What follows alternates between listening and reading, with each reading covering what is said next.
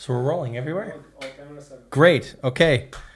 Hey, what's up, everybody? My name is Chris Cuberness, and this is the Kubby Cast audio podcast. I've changed the name for the year. This is the first and actually maybe the last podcast. No, I'm just kidding. It's not the last. It's not the last podcast episode. There will be more, but this is becoming an annual podcast, yes. Not a weekly, not a daily. It's becoming an annual podcast, and it's always with you, Brian Coles. Always me. Keep coming back. So my special guest today is Brian Coles, who is a dear, close, old friend who has recently been on an adventure that he wants to tell about today. And we're also going to talk about the future of Brian Coles. Where is he headed? Where is he going? As a marketing automation specialist, I'm interested to hear what he thinks is going on in the industry and where we're going to go from there. So, mention the book. He's going to make a book. Mention the book and plug the book. And he's currently writing a new book. What's it going to be called? It's called Your Marketing Automation Journey and Tales from the Real World. Oh my God. Sounds scary as hell. Don't read it in a dark room. So I'm interested to hear about that. So to kick it off, why don't you tell everybody at home who the hell is Brian Coles? Brian Coles is a person from London that moved over to Denmark, where we are now, 15 years ago. Why did I come to this freezing cold, forsaken country? Well, I met my wife, Anne-Sophie, whilst I was taking a motorbike from Alaska to Argentina, and she's Danish. I met her in Mexico, and she persuaded me to come and live here. So nice. For the rest of our days. So that's why we're here. So you met her halfway between Alaska and Argentina. Yeah. Right? Almost, probably in the middle almost. Felt like maybe it. Texas is in the middle. Yeah, felt like it. And then, so that was my first big year out, I think, on a motorbike. And then we did it again from London to India, just me and her. And then we kind of just did it again with our family. Took a year out and quit everything. And so I've done it 3 times now. So I'm kind of an addict, if you want to call it that, to travel. And great. Yeah. So that's kind of me in a nutshell, really. And I do marketing stuff, specifically marketing technology and marketing automation. And so I'm back in the real world now after just under a year of being away with the family. Yeah. And I have to say, I'm going to say it now, I'm very, very happy that I didn't kill my family. Because it was a big thing. I think because we touched on this briefly last time we had a chat, and I was petrified that I wasn't going to bring back one of my kids or something because he was going to run away. And all right, so you kept everybody safe, kept everyone safe, and it's your job as a dad and as a parent. Yeah, right? absolutely.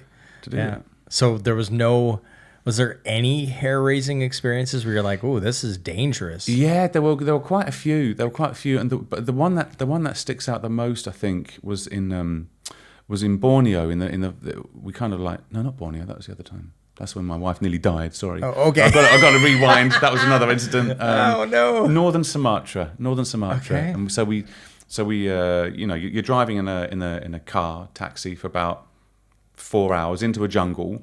The roads get progressively worse, and it looks very alien. And then we took a jungle trek in northern Sumatra for 3 days. So you're walking 3 days into the jungle, predator territory kind of. So you're walking. You have no walking. Okay, Yeah. just backpacking. Backpacks Into the jungle. It was my family and 2 guides. That was it. Alone in the jungle, 3 days walking. The scary point of this was when we were just walking through the jungle, and the reason you go there is to see the orangutans from a distance. We thought from a distance, but literally this huge mama orangutan just leapt out on the path where I was, just grabbed hold of my hand. This huge leathery thing just clasped hold of my wrist and basically wanted to take me into the jungle and, I don't know, do what to me. Make you her husband, I think. Exactly. I don't know. She thought you were attractive. Right? I resisted. Yeah. But it was like, that was a powerful grip. I can tell you. Okay. That was so you almost got pulled into the jungle and raped by a female orangutan. And get this for kudos, right? She had a baby on her shoulder as well. Yeah. Well, and she was like, I'm just going to. You look like a good provider. Single mom.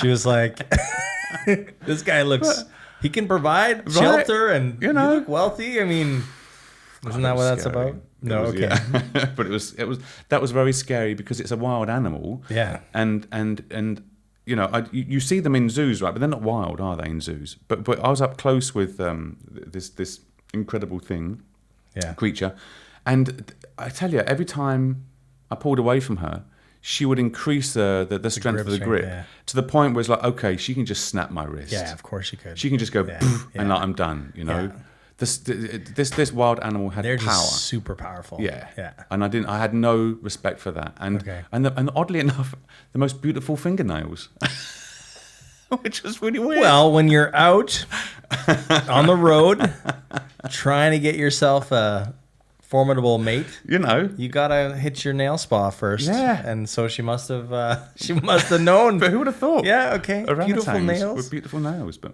I'm surprised you even looked. I'd be like, but get me a stick. Like, I wouldn't have handled myself as good as you. I would have screamed. I was ran. screaming on the inside. Okay. I was screaming on the inside. What did your wife and kids Well, everyone, do? including the guide, was like, we kind of like did the WTF kind of look at me, and I'm like, this isn't good. You're supposed to be in control here, guys. But I just sort of calmly took it, and I'm like, okay, we've got to deal with this. No, I'm not coming with you in the jungle. So the first thing was to get it back on the path where we're walking, and then he took out some food, and eventually that didn't work because we thought that would we were there for a long time. And then one of the other guides came along, and he had out of his pocket, he pulled out a rubber snake. And that scared her. He just went woo, like that, and she just leapt off the tree. It was crazy. I've never seen anything like it. It was so wild. That's crazy. But so the food didn't do it? No. The fake snake? No, fake snake did it. Yeah. So if you go into a jungle, take a fake snake. A little wobbly thing from the toy shop, stupid. But she thought it was a real snake. Yeah. Okay, so survival tip number 1 from Brian Coles when dealing with orangutans. Yes. Horny orangutans. So exactly. You need to bring your fake snake. In your pocket. Yeah. Get your fake snake out of your pocket. Yes, exactly. As you do. Okay. This is a crazy story. I cannot believe this. Yeah, it was nuts. It was nuts. You're lucky her real mate didn't show up. Yeah. Yeah. You don't know what. I mean, yeah. Damn. So that was scary. Okay. So yeah, that's why That's one hell raising experience or hair raising experience. Yeah. What's the others? Well, I could go on. I could go on. But I think the other one that freaked me out was when my wife fell completely ill. We flew to Borneo, and we were in a backpacker. We thought, let's try some backpackers because we haven't tried that. Okay. We tried a backpacker. She fell immediately ill, and to the point where she couldn't move. Right, she couldn't move, she couldn't get up, she couldn't walk, nothing. I'm like, Christ, what's going on? Because you're in the middle of nowhere. Okay. Again, this is the capital city of Kuching, Borneo, which is Kuching. It's a nice place, but it's not what you know. Right. You know, it's not what you know. And so she fell ill, so I had to take her to hospital, blood tests, everything. They were like, might have dengue fever, not good. Oh no. More blood tests, backwards and forwards, not getting any better. What can happen with that fever? We can die. Really? Yeah, you can totally die. How can you? Is there a drug or? No, there isn't. So you just have to wait it out. Exactly. You have to wait it out. So I'm there in a hospital. Well, I had to move to a nice hotel, but I'm there with 3 kids in the middle of nowhere, trying to keep a smile on for the kids. It's all everything's fine. It's all Mommy's good. fine. You know, and then she's sort of tired. dying. You know, and I had to entertain them. You know what it's like. I mean, you got to entertain them. And you don't know whether you got to pull the plug and you got to go back to that was stress. That was stress. I've worked on the trading floor before where there's real stress in the bank, in a Swiss bank. And this was the most stressful. That was nothing compared to this. Yeah. Of course. You don't want. But she pulled through. She pulled you through. You did bring her back to Denmark, right? I brought her back. You didn't leave her in Borneo? No. Okay. Brought her back. But it took 2 weeks, and it was 2 weeks, and that's a very long time. Yeah. When you haven't got your significant other and you've got to do everything. Yeah. So she stayed in the hospital for 2 weeks? No, she was allowed to be at home, but we had to keep taking her in for tests the whole time because she wasn't going to be comfortable there. I mean, it was a private hospital, but it's still a private hospital in Borneo isn't as nice as the hotel suite you're in. Okay. So. Crazy. Oh, man, yeah. I can't imagine that. But my wife is like sick with a cold for like 2 days. I'm like, help!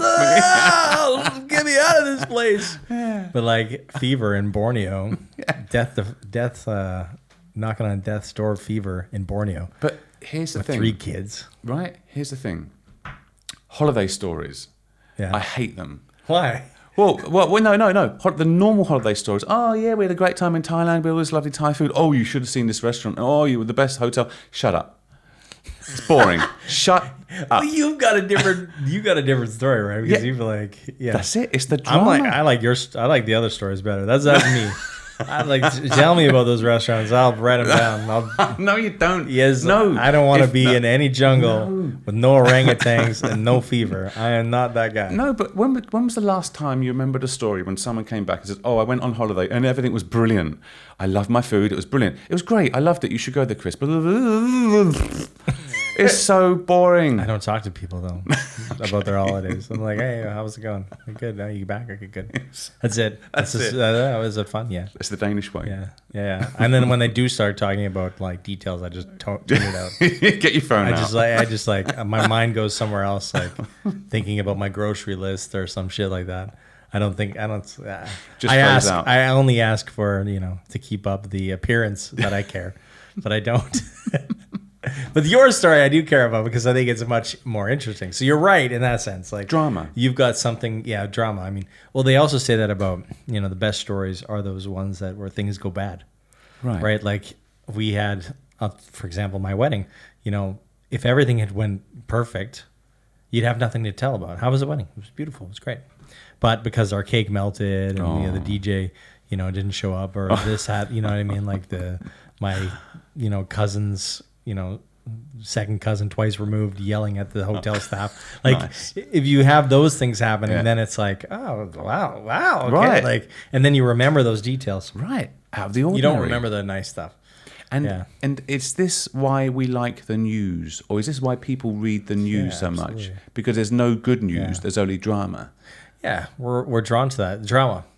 We like good stories. We like drama. Like every good story has drama in it. If there was no arc, if there's no place where things go bad, if there's no conflict to resolve, that's not a story. Right. It's just that's nothing. We need those things. I agree. So we're drawn towards the bad stories more than the good stories. Yeah, I would say so. And we're kind of predisposed to kind of. I don't know, almost thinking about, okay, well, I'm glad I know that because if I was in that situation, then I'd be able to survive it. So does that tap into our survival kind of pack? Maybe that does, yeah. I mean, I don't suppose I'm going to need a lot of orangutan you never dating know. advice. But now I know. You've got to stay calm in that situation. Carry a snake. Right. Yeah, that's true. I'll know now. So it's this stuff and more that I'm covering in my book. You see, now he's bringing it all back. He's bringing it all back. I love it. Right? Okay, good. Yes. So tell me. Yeah. So it's I've had a book in me. I've had 2 books in me for a while. Yeah. Right? Okay. And What's the first book? When I told my little sister this, she just laughed. She goes, "What are you talking about, you idiot? You don't go around saying that." But I've had these 2 books in me. One of them's been about the travels on motorbike and just taking years out and doing stuff. The other thing, be a nice book, right? Yeah. But the other thing is about kind of the marketing, the way I've seen marketing change, and with technology, so marketing automation. So I've put the 2 together. I love it. Right? So it's not your normal, smart move. Not your normal book. Certainly not your normal marketing automation book, and I've read a lot of them. Yeah. And I'll be honest with you, they're boring. They're just boring. Are they? I mean, just the word marketing automation, they're boring. It's not the most sexy tech, right? I get it. Yeah. So I'm trying to sex it up. I'm trying to sex up the marketing automation thing. It needs to happen, and you're the guy to do it. I'm the guy. I believe it. So the book comes out this year, and it's kind of a combination of. So what's it? It's a combination of the some travel stories and some corporate stories or stories I've seen happen in organisations and how they adapt or don't adapt marketing automation, and what you could say is a new style of marketing. Right. And the central element in both of these, of course, is people. Yeah. So I start each chapter with a story about some travel weirdness that I've seen and relating that back to the real world in marketing, the real world, the corporate world in marketing, and how. Right. Okay. Cool. So there's a chapter on active listening, for example. Okay. So it's not all about technology, not at all, because half this stuff when you although it's a technological solution, marketing automation, it's about how do organizations react to this new stuff that's going in. Right, because I guess in order to capitalize on those things, you have to be a certain organization. You have to be, or a certain group of people. Yeah. Right? If you're not, then it's just technology. Right. Right? It's just tools. Yeah. You need to have tools and people and the process to actually nail it. Right, exactly. Okay, that's exactly. interesting. But the people thing is, for me, the most important thing, because technology is technology. It's always going to get better. But Yeah. people are the kind of the uncertain element here. And again, for me, I'm always banging on about this, but it's about education. Yeah. Is that where you think that it goes wrong for organizations when it comes to people? Yeah. It's just not educating their people correctly, or Well, also, I think was with your stakeholders that you got. Such a boring word, stakeholders. But you know, when you go into an organisation, and you know this yourself, being in the industry that you're in, that there's a lot of education that needs to go on to the guys at the top, because they've a lot of these people at the top knew their version. If they're not in marketing directly, they knew what marketing was 20 years ago, and that stuck with them. right? Their version of They marketing. haven't evolved. Right? And they haven't evolved. Because they haven't had to, because they're doing something else other than marketing. Yeah. Then we come along, the new marketing people come in and try and give them the new marketing. And they're like, well, that doesn't sound like marketing that I know. Go away. You know what I mean? So for me, it's about educating these guys at the top. And that should be done with care. So is this book for them then, or is it for people dealing directly with marketing automation? It's anyone that's got anything to do with marketing automation, whether you're a user, whether you're an implementer, whether you're a guy at the top that's curious about it. Okay. It's aimed at anyone that's touching it in any way. Right. Email marketers that work. So, Okay. yeah. And is it mostly to deal with like email marketing, or is it? It kind of is. Yeah. It kind of is, because in my world, in B2B marketing anyway, I see email marketing as being the king, right? Prove me wrong, tell me otherwise. No, Right? So, you know. I'll stand on that. Hand on the Bible or whatever. Like, yeah, I think email marketing is great. I mean, I think it's actually, when you look at, I mean, everyone says you need to own your list or whatever like that, but I don't think you can really own anybody. They're going to come in and out of your marketing funnel as they wish, so you can't own anything. But I will say that when it comes to not being at the mercy of a platform, it's the best option. Like, you know, if Facebook decides tomorrow, like they have, hey, you're not going to reach your audience. Well, at least with email, you have a fighting chance. Yeah. So I would say like that is definitely like, and you can also see like when, like we've done some deep diving into companies' data when it comes to their marketing, a lot of deep diving, and we can just see when they send emails, they make money. Right. Like it's very, with social posts, it can be a little bit more like opaque. We don't know, like, you know, there's sometimes a longer sales cycle, but we can see very clearly they send email, they make money. Yeah. So I think that's a kind of a key point. I think that's probably why you're calling it the king of that. So I agree with you. In B2B, certainly, it definitely is, right. And for me, it's and of course, when you're in marketing, of course, you want to be able to prove your worth very quickly, and it's very easy to do that, isn't it? Clicks and whatever, and opportunities created, and all the rest of it. Yeah. So it's working with you know, a lot of the. I've got to get a ton of screenshots for this book. It's crazy. So I'm focusing on one product, and that's for me that's the king, and that's the Salesforce B2B marketing Pardot suite of tools, and it really is good. I mean, that company knows what it's doing. Yeah, they've really got it sorted. Okay, that's good. They're going to win, and their share price is doing that, right? I was actually watching a thing on Salesforce the other day, and I was blown away by their growth, because I didn't realize, like back in, was it 2017, 12, 13 years ago, they were 1,800 employees. Okay. They're 35,000 employees now. Yeah. So in the span of about 12 years, that's crazy. That's insane. That is insane. That's 2,000 people a month. No. Yeah, no, 2,000 people a year. Yeah, but sorry. Still, yeah. 2,000 people a year that they had to hire. Yeah. That's a ton of people. That's a ton of people, yeah. That's insane. And they're just selling it and developing it. And then you've got the other companies like that I'm working for that are implementing it and developing it for them even further. Yeah. Right? So tell me, because you were at, you kind of, okay, so your story is interesting because you went on somewhat sabbatical of your old company, old company. Yes. And then you jumped into a new company right away. Yes. And then you went on your trip. That's right.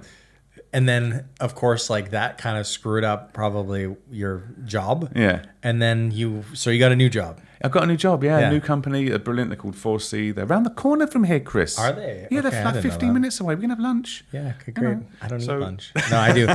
Only steak.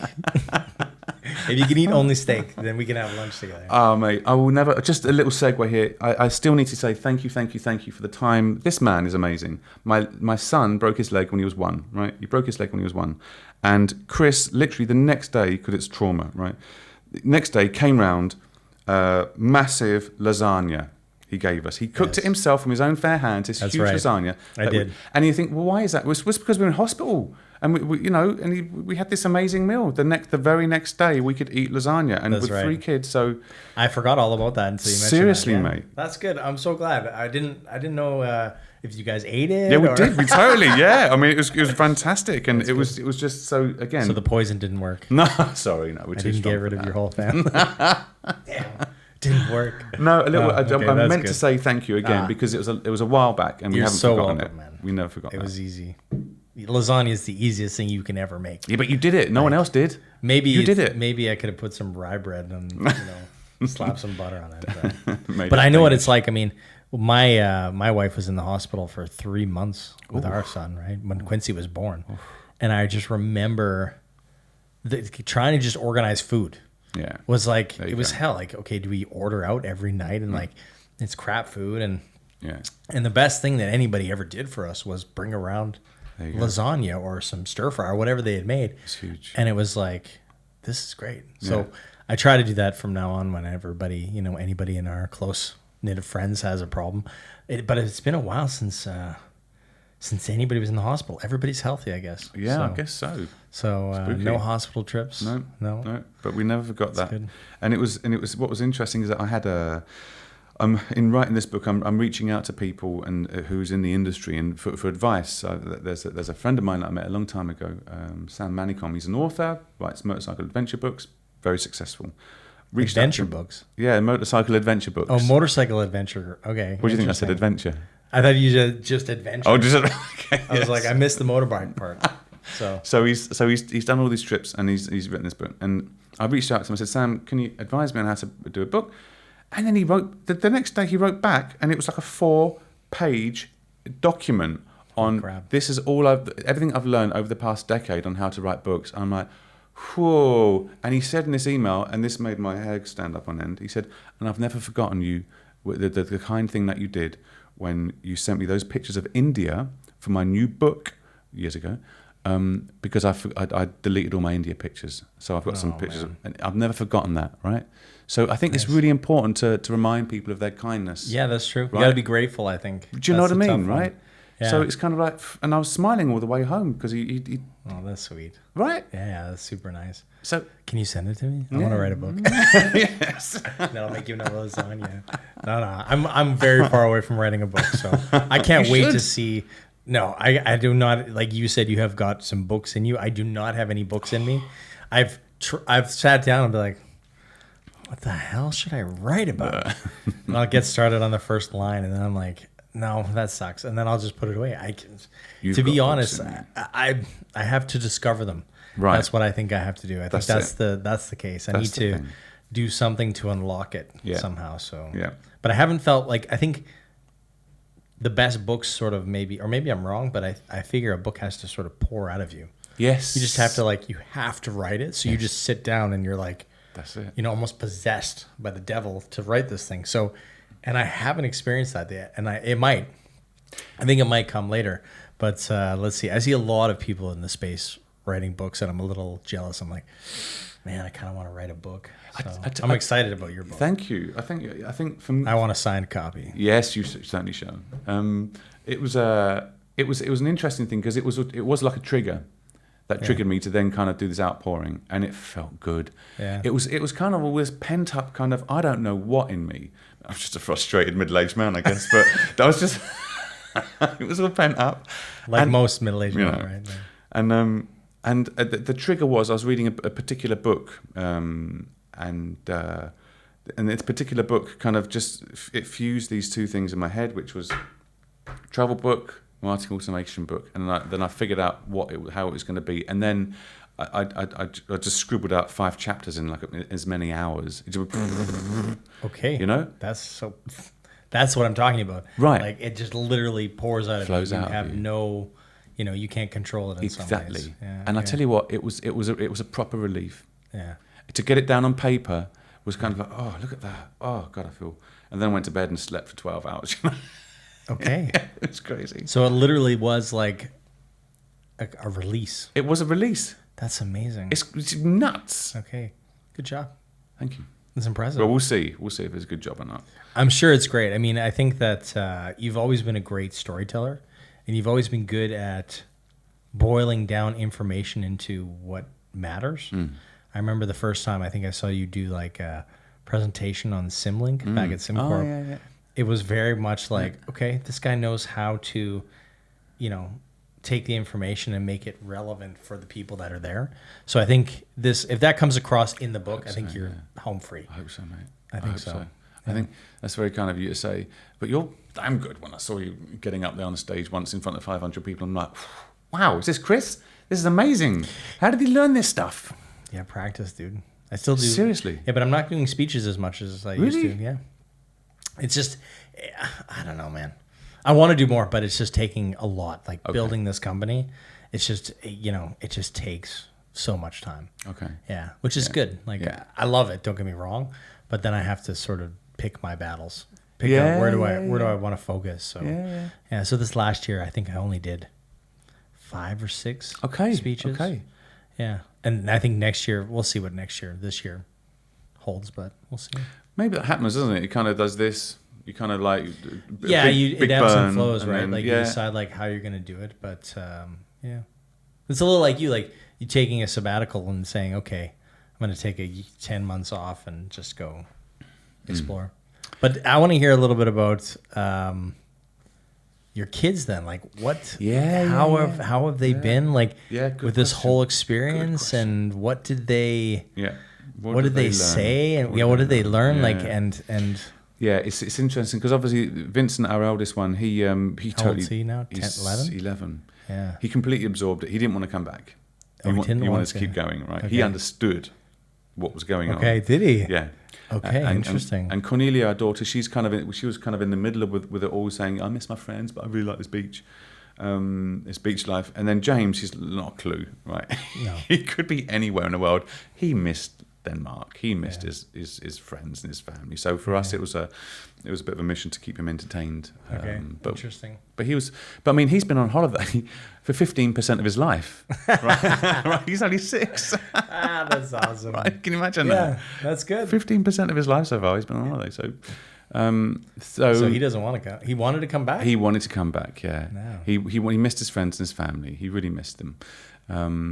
But I think the thing that the crazy thing that we learn, this is really nuts, right? I never thought I'd ever be saying this, but they miss the routine. They miss the routine of life. Yeah, people need structure, right? I think, yeah. They need to, because we had too much chaos.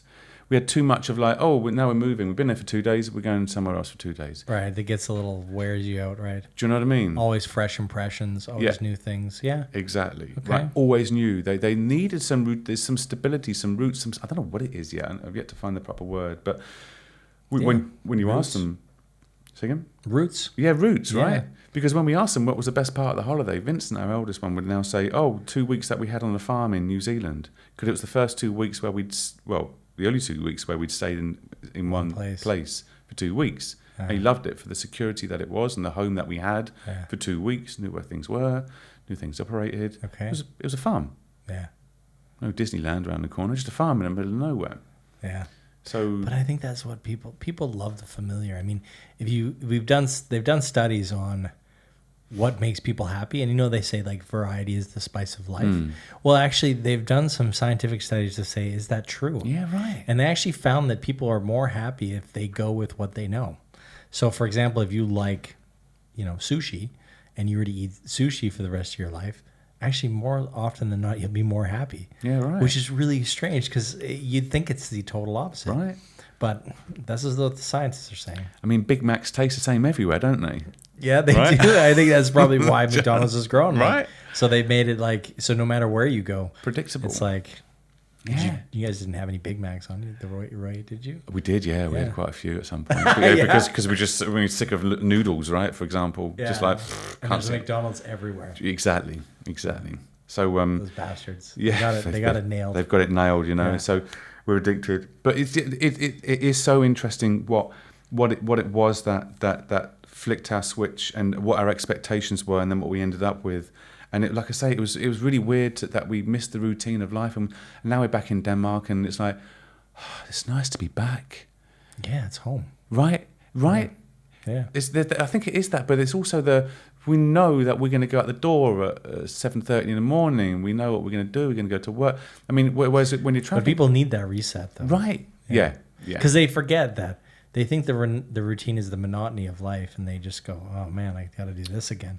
Got to get in my car and drive down this road and get to my job, and you know what I mean? But Yeah.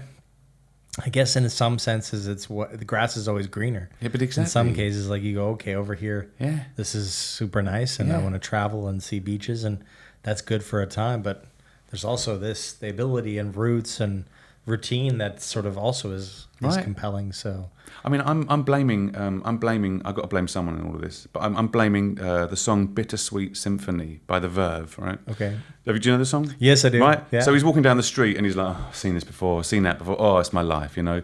And I listen to that a lot, and I think that's got into my brain, and that's one of the reasons why I've wanted to travel so much. Okay. Because I didn't want to be that man. Right. I wanted to move out and see something. But you experience did stuff. it. But I've done it. I know. And now I've done it. And now I've kind of come full circle, I think, because now I'm really loving this routine life of getting on the bike and just going down the same street and, you know, seeing the same things. Hello, postman, every day, right? And just, not that you say that over here, It's very old school. because they would just like flick the V's back up at you, or give you the finger. Hello, postman. Hello, dog. Hello, tree. I can just imagine Brian.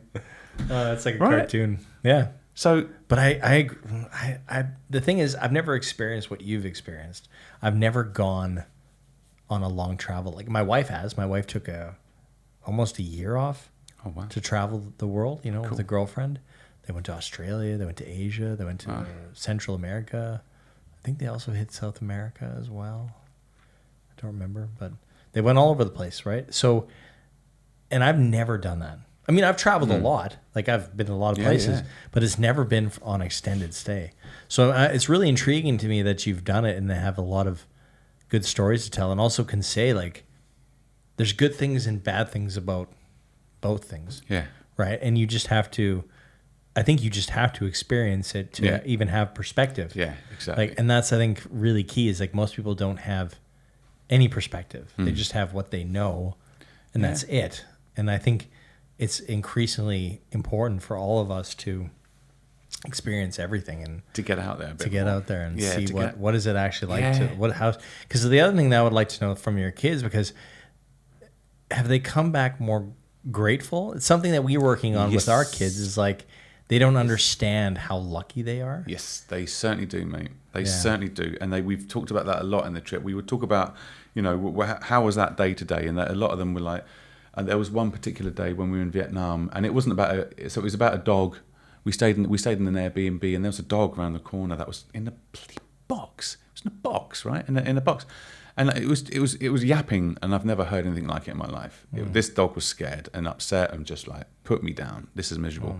Been in that box for a year. It'd been in that box for a year, and the story. Yeah, right, exactly. Sick.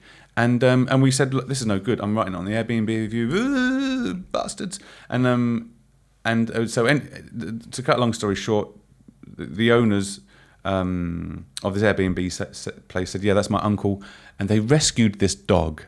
Oh, okay. They rescued the dog, and then they put it in a box for a year.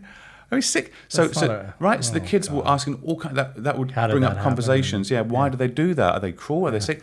And so, well, then you kind of had to explain maybe the cultural differences, and so we did that a lot, and so they do feel lucky because they would say, "Wow, we're pretty lucky in Denmark, right?" So that that's They said that. They said that. Yeah. Vincent did. Yeah. James was kind of like, "What's for dinner?" You know.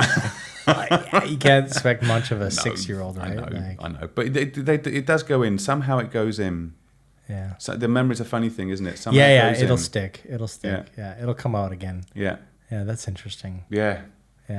But it's something that we battle with also with the kids. Is they just don't understand. And I think this is how you do it. I think you have to show them like how lucky they actually are, right? Like They're bloody lucky. Super. In this country. Insane. It's insane. Like I can't like, I'm not one to talk. Like I grew up in Canada and here for the last 10 years. Yeah. So, I mean, I've had a pretty charmed life. But I would say like I at least have some perspective on how the rest of the world lives. Yeah. And it's not pretty. No, right? it ain't. And for the most part, it ain't. when my kids complain about there's no Wi-Fi, I'm like, shut the fuck up. Exactly. It's like, And they bitch and moan about it. It's like, really? like, yeah, Is that really? your top problem? Yeah, exactly. Like, shut up, sit down, And eat your dinner. eat your goddamn sushi and shut up. Exactly. Right. You know what I mean? Like, Yeah.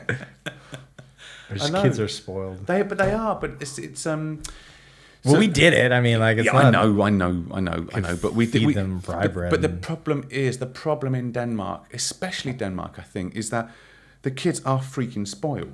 And the other thing is that I think that we've really noticed is that all the kids are so busy all the time doing sports and stuff like that, and it's like It's a lot of stuff. right. Yeah. It's like, when do the kids have a chance to be a kid? And also, when do the kids have a chance to be a kid with their mum and dad?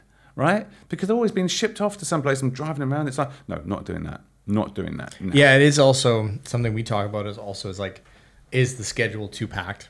Yes. Because we have a probably is. desire to like give them a full, robust experience. And I think sometimes we go too far. Yeah. Like, soccer and gymnastics and, play dates and Yeah. taking them to this and taking them to that. Did you have that growing up? I mean, I would say yes. Oh, you spoiled sod in Canada. I was in the ghetto in London. Yes, exactly. The ghetto. No, I mean, I don't know. My parents were very securely upper middle class. Loaded. So I had a good experience. I had, All right. baseball and, All right, that's interesting. So guitar you got the yeah, full spectrum, school and that's why you're and such a wonderfully chess. well-rounded individual. I had chess class. Yeah. I was in the chess club, I should say. So I'm very swanky.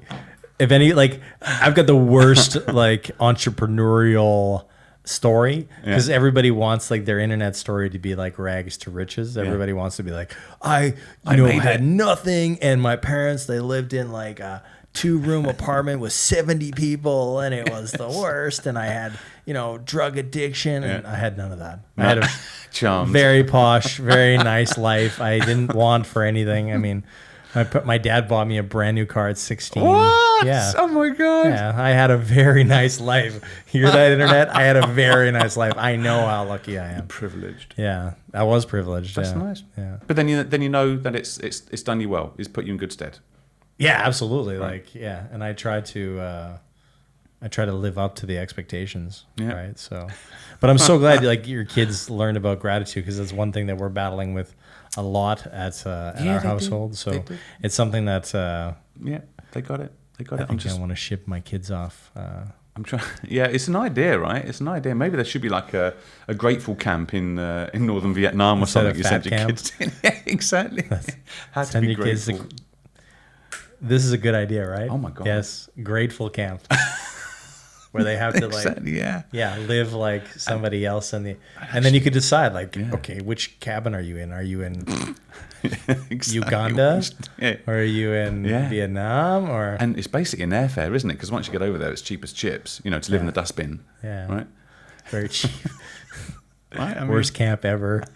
Man, the internet's gonna hate us for this one. I'm gonna get a lot of comments on this. People are gonna be like, yeah. So, it's- well, that's good, man. I'm so glad that you're back. Yeah.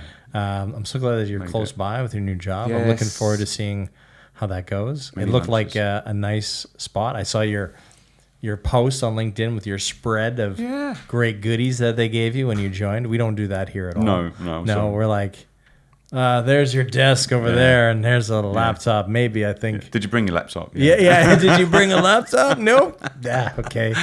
Yeah. Just write stuff on paper then. Go out and buy one. No, we're pretty good to our employees.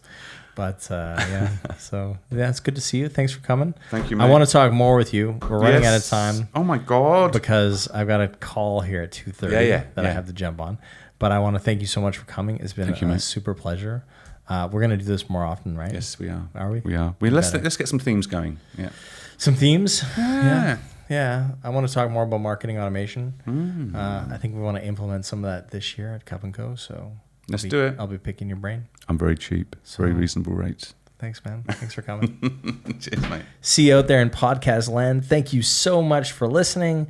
If you would like to hear more, don't forget to subscribe, like, comment, share, leave a review. Because there's no reviews. You could be the first one for 2020. So thank you so much for listening, and we'll see you in the next one. Adios, amigos. Adios. What? Adios. Adios. Oh, he's got the real Spanish. Yeah, the real Spanish. The adios.